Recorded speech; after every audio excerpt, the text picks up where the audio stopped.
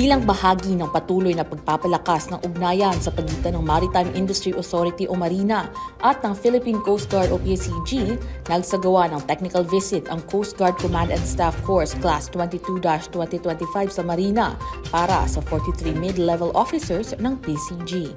Layunin ng aktibidad na mapalalim ang kaalaman ng mga opisyal hinggil sa mga pulisiya, regulasyon at programang ipinapatupad ng Marina upang matiyak ang kaligtasan, seguridad at maayos na operasyon sa sektor ng maritima.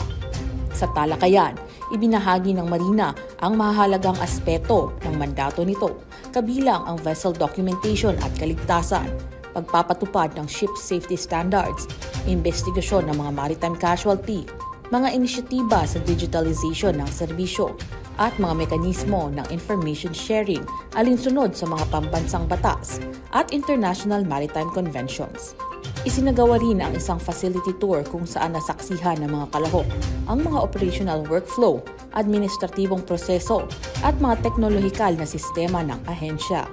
Sa kabuuan, pinagtibay ng aktibidad ang patuloy na koordinasyon ng Marina at PCG sa pagsusulong ng kaligtasan sa karagatan at mahusay na pamamahala sa sektor ng maritima sa bansa.